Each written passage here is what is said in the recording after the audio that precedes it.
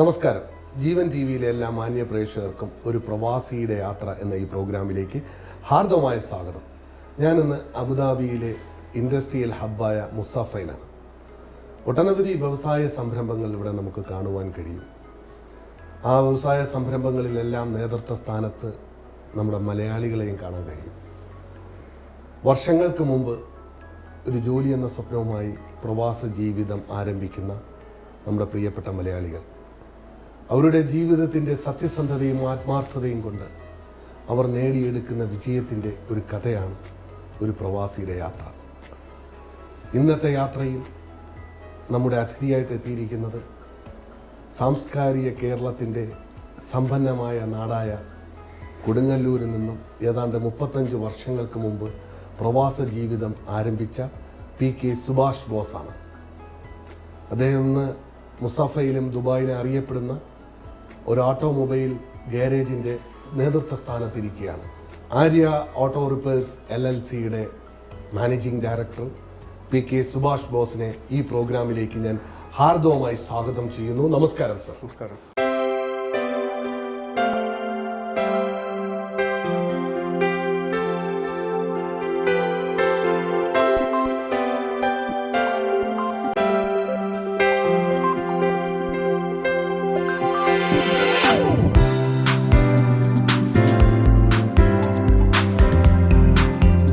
വളരെ സന്തോഷം.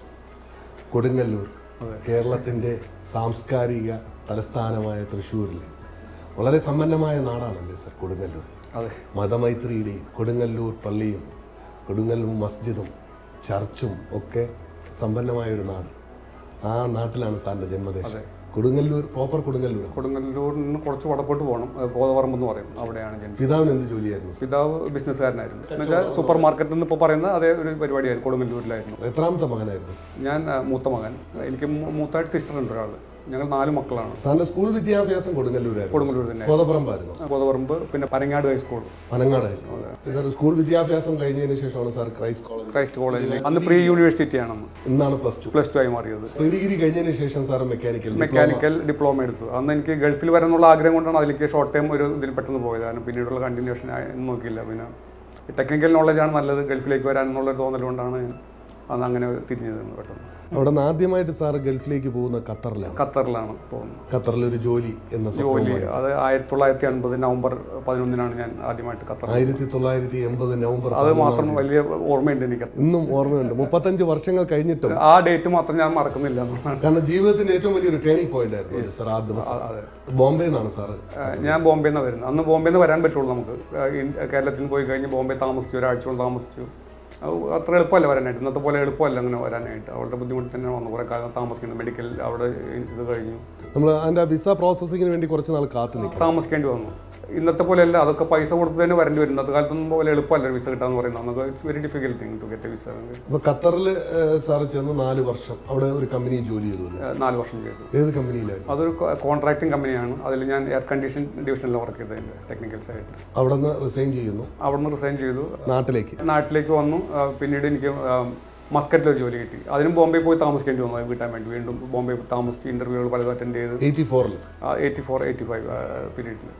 It's not easy to get a job. ഇന്നത്തെ പോലെ ഒന്നല്ല, അതൊക്കെ സ്ട്രഗിൾ ചെയ്യണം. ബോംബെ പോയി താമസിക്കണം, സെർച്ച് ചെയ്യണം. ഡെയിലി ഇന്റർവ്യൂവിന് പോകുന്നുള്ള നമ്മളെ രാവിലത്തെ ജോലി. ഇന്റർവ്യൂവിന് പോകുക, ടെസ്റ്റ് കൊടുക്കുക, ജോലി കിട്ടുക എന്നുള്ളതാണ്.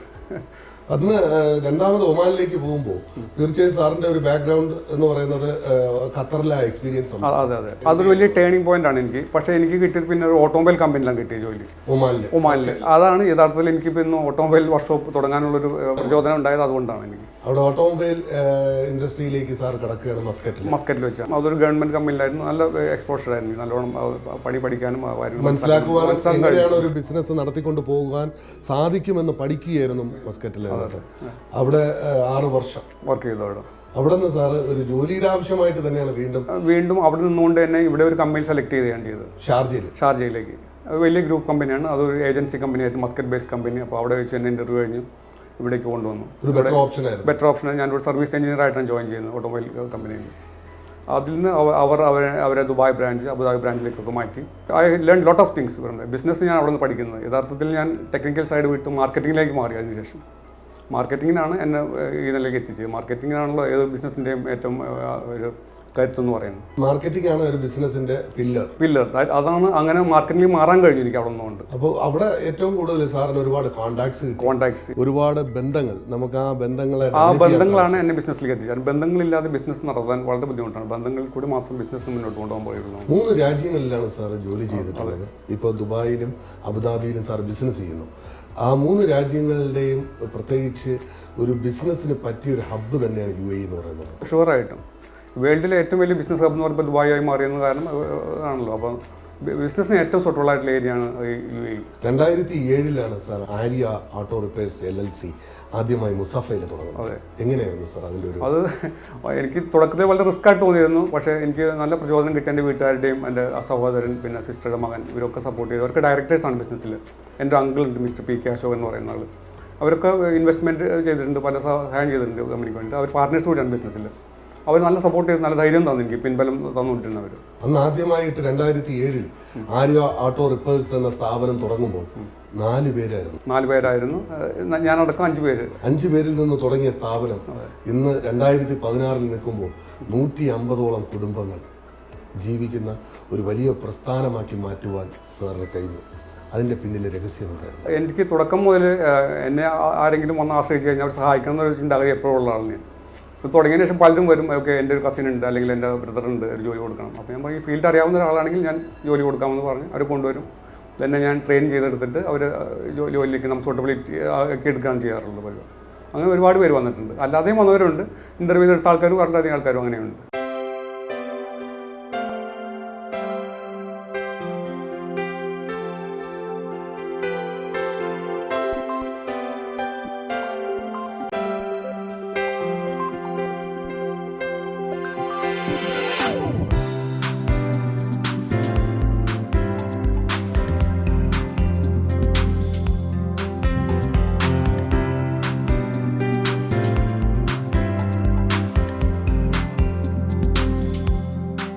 ഇന്ന് മുസഫ 9 നമ്മളിപ്പോൾ ഇരിക്കുന്ന ഒരു ഓട്ടോ ഗാരേജ് ഉണ്ട്.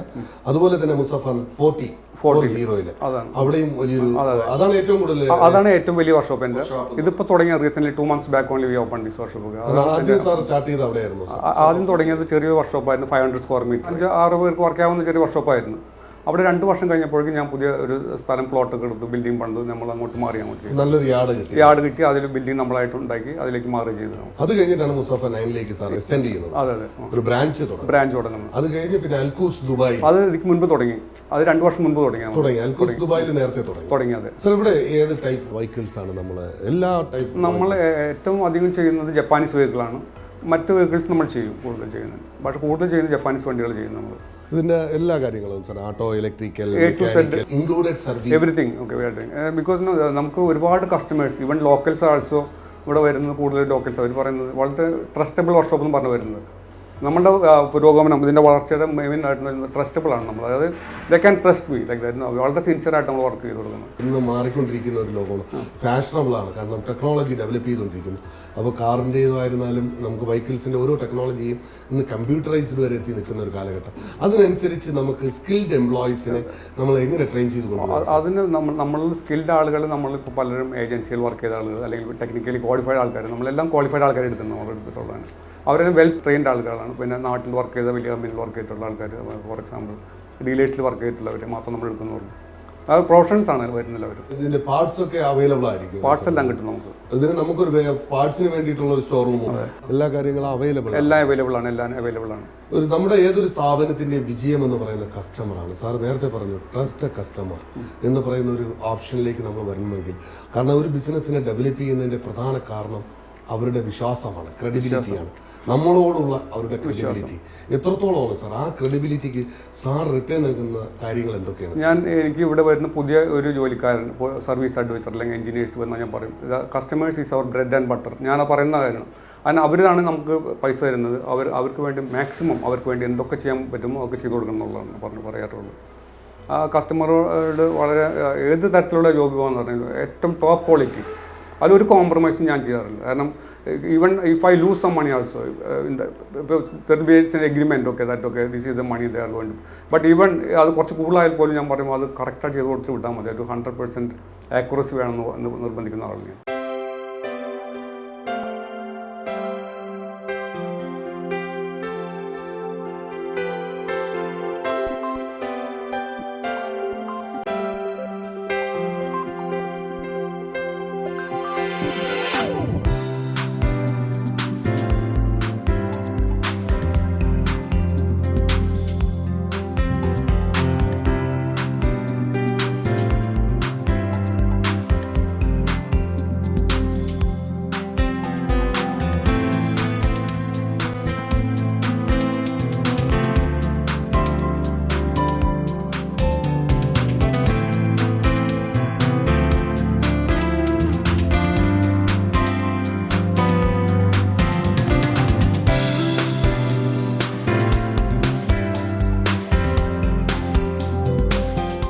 Better service and quality service, അത് തന്നെയാണ് സാറിൻ്റെ ഏറ്റവും വലിയ മോട്ടോ. അതെ, ഇതിനൊരു അഡ്വർടൈസ്മെൻറ്റും ഇല്ല എൻ്റെ വർക്ക്ഷോപ്പിൽ ഇതുവരെ ഉണ്ടായിട്ടില്ല. കാരണം ഈ മൗത്ത് ടു മൗത്ത് എന്ന് വെച്ചാൽ വന്ന ആൾ വീണ്ടും അടുത്ത ഫ്രണ്ടിനെ വായിക്കും, അല്ലെങ്കിൽ അതിനപ്പുറത്ത് റിലേറ്റീവ്സിനായിരിക്കും. അങ്ങനെ വന്നിട്ടുള്ള കസ്റ്റമേഴ്സ് മാത്രമേ ഉള്ളൂ. I have lot of local customers, UAE nationals. They are depending me because they are coming to me. They are telling, okay, your quality is very good, so I wish to come again and again. ഇന്ന് മുസ്തഫയിൽ അറിയപ്പെടുന്ന ഏറ്റവും വലിയ ഒരു auto garage അല്ലെങ്കിൽ auto repair സെൻ്ററാക്കി വളരെ കുറഞ്ഞ സമയം കൊണ്ട് ആര്യ ഓട്ടോ റിപ്പയർസിനെ മാറ്റിയെടുക്കുവാൻ സാറെടുത്ത സ്ട്രെയിൻ എന്തൊക്കെയാണ്? സ്ട്രെയിൻ എന്ന് പറഞ്ഞാൽ ഞാൻ പറഞ്ഞു, തുടക്കം മുതൽ 3 പേര് വെച്ച് തുടങ്ങി. പിന്നീട് ഈ ക്വാളിറ്റിയിൽ ഒരു വിട്ടുവീഴ്ച എനിക്കില്ല എന്നുള്ളതാണ്. ആ ക്വാളിറ്റിയിലുള്ള വിട്ടുവീഴ്ച ഇല്ലാത്തതുകൊണ്ട് മാത്രമാണ് കസ്റ്റമേഴ്സ് ധൈര്യപ്പെട്ട് ഇങ്ങോട്ട് വരുന്നത്. അതായത് അറിയാം, സുഭാഷ് അല്ലെങ്കിൽ ആര്യയിൽ വന്നു കഴിഞ്ഞിട്ടുണ്ടെങ്കിൽ he will not do a bad job for me, he will do better job than anywhere. ആ ഒരു കോൺഫിഡൻസ് അവർക്ക് ഉണ്ടാക്കി കൊടുത്തിട്ടുണ്ട് എല്ലാവർക്കും. കൂടുതൽ ഞാൻ ചെയ്യുന്ന ഇൻഷുറൻസ് കമ്പനിയിലാണ്. ഞാൻ 24 ഇൻഷുറൻസ് കമ്പനിയിൽ വർക്ക് ചെയ്യുന്നുണ്ട്. They are very happy. They even instead of sending to here and there, even agency jobs. Agency normally very expensive. They divert that business to me because they say if you take the vehicle, customer will be more happy than the vehicle goes to agency. അങ്ങനെ ഒരു confidence ഉണ്ടാക്കിയിട്ടുണ്ട്. അതുകൂടാതെ തന്നെ sir time to time delivery ചെയ്യാൻ പറ്റുക എന്ന് പറയുന്നതാണ് ഏറ്റവും പ്രധാനപ്പെട്ട കാര്യം. കസ്റ്റമേഴ്സ് പറയുന്ന സമയത്ത് മാക്സിമം സമയം കൊണ്ട് വളരെ കൃത്യതയോടുകൂടി അവർ പറയുന്ന സമയത്ത് ഡെലിവറി ചെയ്യാൻ സാധിക്കുന്നു എന്നുള്ളതാണ് ആര്യയുടെ ഏറ്റവും വലിയ ഒരു അഡ്വാൻറ്റേജ്. അത് സാർ എങ്ങനെ? അതെന്ന് വെച്ചാൽ ഇപ്പോൾ ഞാൻ പറയാറുണ്ട്, ഇവിടെ നമ്മുടെ മാർക്കറ്റിംഗ് ആളുകളോട് പറയാറുണ്ട്, വണ്ടി വന്നു കഴിഞ്ഞിട്ടുണ്ടെങ്കിൽ 10 days, even if you tell the customer 10 days job, okay, this is 10 days. Don't tell that to the people here in the workshop. Tell 8 days. So within 8 days you have to complete the job, and the 9th day you have to call and tell the customer your car is ready. So 1 day before I give the car. That is my this thing. Never tell that okay, we have promised the vehicle within 10 days. Tell 8 days. Like that. ഇതാണ് നമ്മൾ നേരത്തെ plan ചെയ്യും. അത് കഴിഞ്ഞിട്ടാണ് sir നമ്മളൊരു 10 ദിവസത്തേക്കാണ് പറയുന്നതെങ്കിൽ, കാരണം അതിന് ഒരു ദിവസം മുമ്പേ കൊടുക്കണമെന്ന് പറഞ്ഞ് കമ്പൽ ചെയ്യാൻ പറഞ്ഞു. ഫ്ലോർ സൂപ്പർവൈസറോട് പറഞ്ഞു, അല്ലെങ്കിൽ അതിൻ്റെ എഞ്ചിനീയേഴ്സിനോട് പറഞ്ഞു, നിങ്ങൾ വണ്ടി 8 ദിവസത്തേക്ക് എടുത്തുള്ളൂ, 10 ദിവസത്തേക്കുള്ള accordingly you have to give. And if in case any delays there, we inform the customer there is some problem in the car, it may take 1 or 2 days extra. ചിലപ്പോൾ ചില പാർട്സിന്റെ അവൈലബിലിറ്റി അതിനനുസരിച്ച് ചിലപ്പോൾ ഒരു ഡിലേ വരാം ചില സമയത്ത് എന്തെങ്കിലും പ്രശ്നം. ഇവിടെ ഏറ്റവും കൂടുതൽ ഏതൊരു പ്രസ്ഥാനത്തിൻ്റെയും വളർച്ചയുടെ പ്രധാന കാരണം എന്ന് പറയുന്നത് എംപ്ലോയീസ് തന്നെയാണ്. ആര്യയുടെ ഒരു എംപ്ലോയീസ് എന്ന് പറഞ്ഞാൽ സാർ ഇവിടെ ഒരു ഫാമിലി മെമ്പേഴ്സിനെ പോലെയാണ് ട്രീറ്റ് ചെയ്യുന്നത്. Employees are my strength actually. They are not employees. I never tell them partners on in the business. I never tell them that they are employees. With their support only, even if I am not coming here, nothing is going to be. I am going on leave. The workshop will be same as I am here. Like they do everything. My manager here, Mr. Jishar, other guy, deputy manager, Mr. Ram. Everyone is looking the thing. And my director is my sister's son, actually elder sister's son, Mr. Prajit. He is looking one workshop. He is also doing like. Dubai Prajit ano? Abu Dhabi. And Dubai also is my sister's son. One other guy is there. He is looking that together.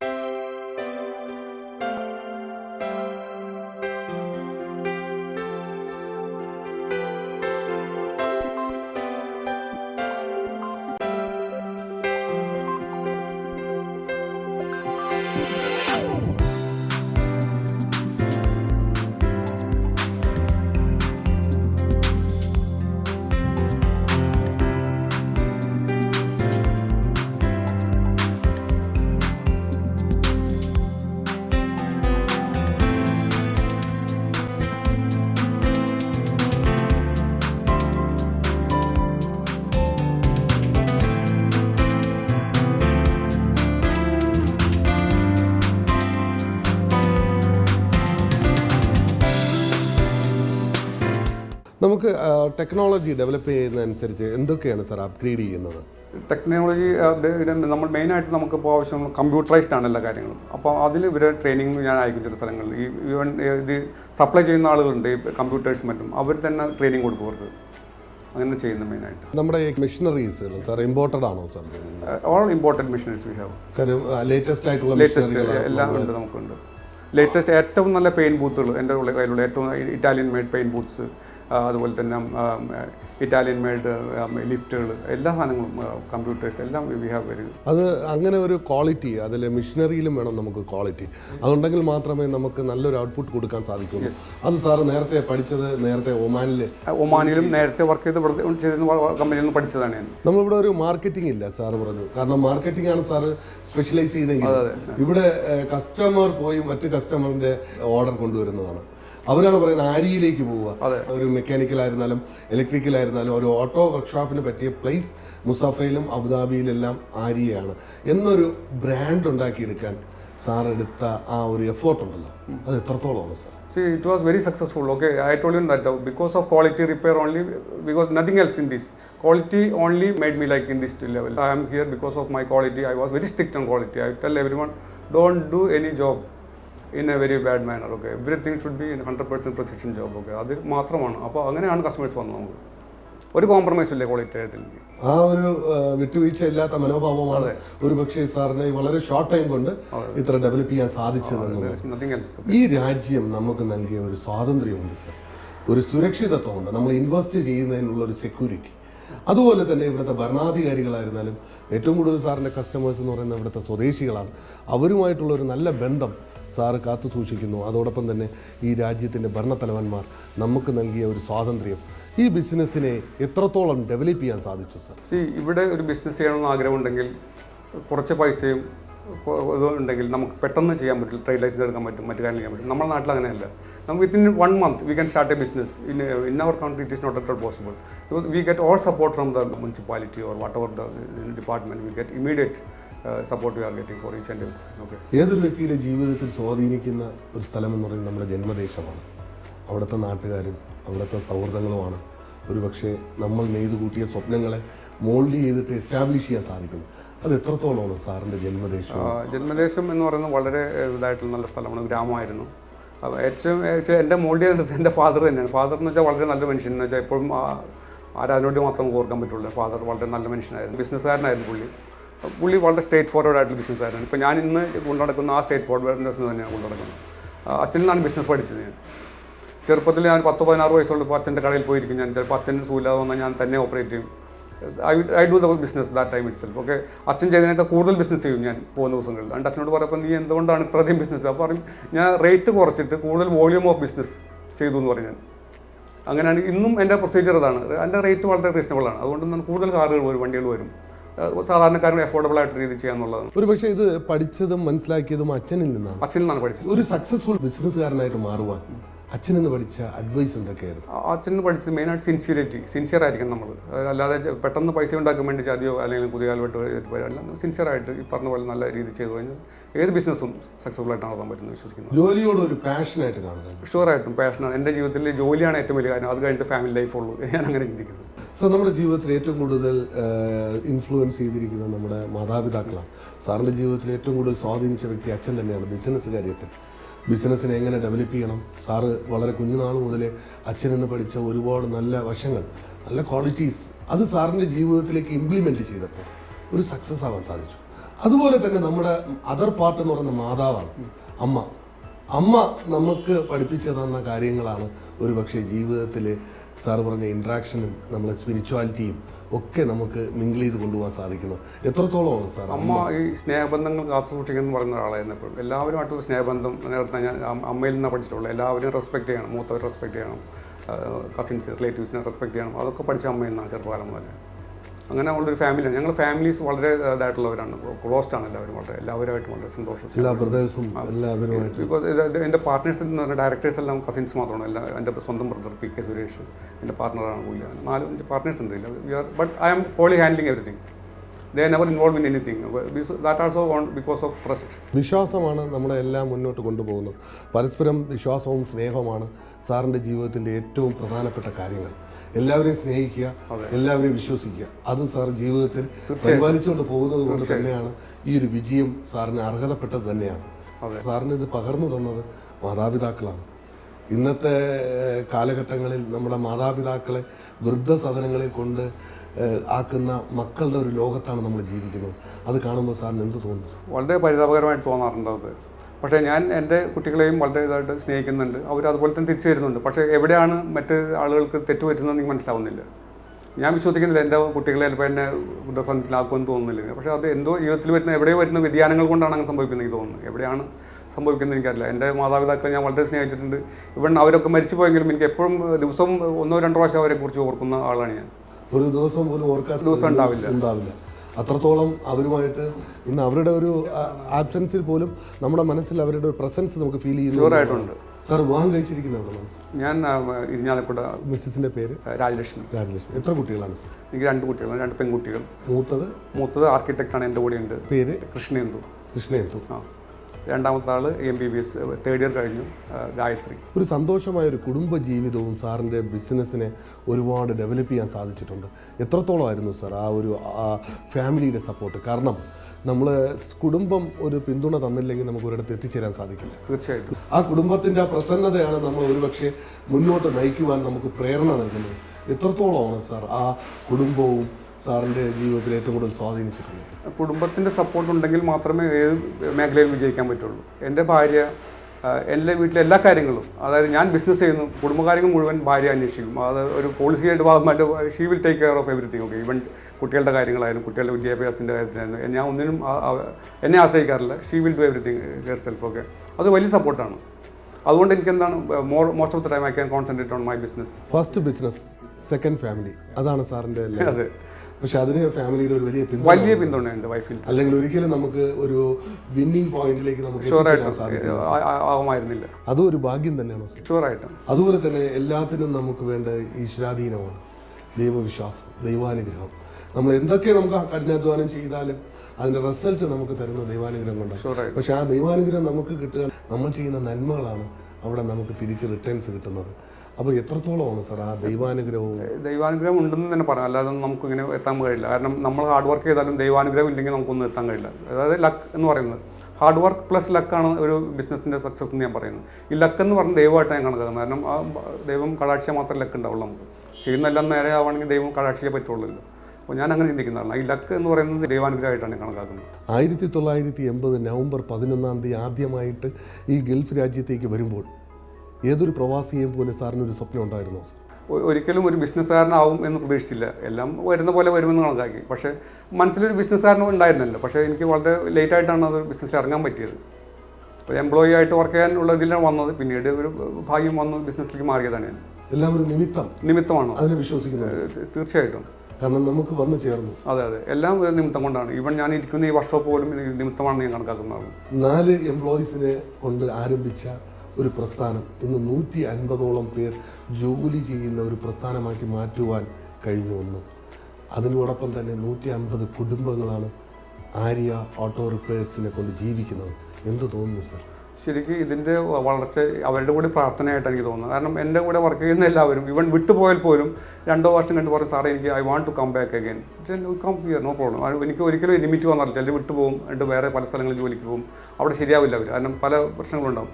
Then they ask me, okay, shall I come, sir? Okay, please come. എനിക്ക് old is gold. അതായത് പ്രായമുള്ളവർ ഒരിക്കലും ഞാൻ വിടാറില്ല കമ്പനിയിൽ നിന്ന്.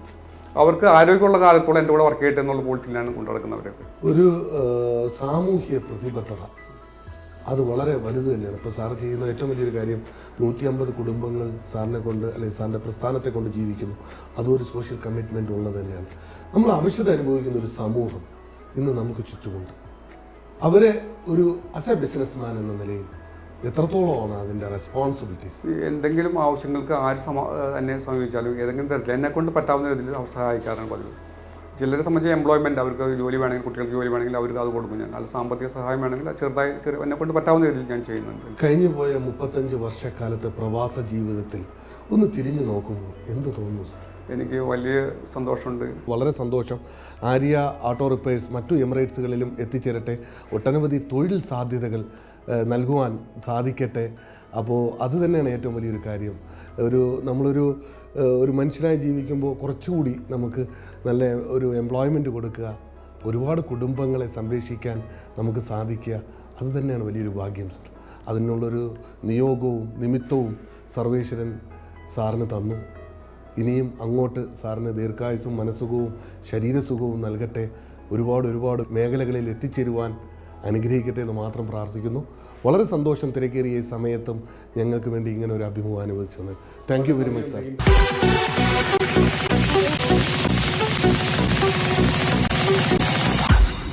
Our next segment is the questionnaire round. കഴിഞ്ഞ എപ്പിസോഡിലെ ചോദ്യവും ശരിയുത്തരവും. What was UAE's name before independence? ഇതിൻ്റെ റൈറ്റ് ആൻസർ Trucial States. ഇന്നത്തെ എപ്പിസോഡിലെ question, Who is the first president of UAE? I repeat, UAEയിലെ ആദ്യത്തെ പ്രസിഡന്റ് ആരാണ്? ഇതിൻ്റെ കറക്റ്റ് ആൻസർ ഇനി പറയുന്ന ഫേസ്ബുക്ക് പേജിൽ പോസ്റ്റ് ചെയ്യുക. ഞങ്ങളുടെ Facebook ID master_vision_MFZE. I repeat, master_vision_MFZE. See you in the next episode. Good night.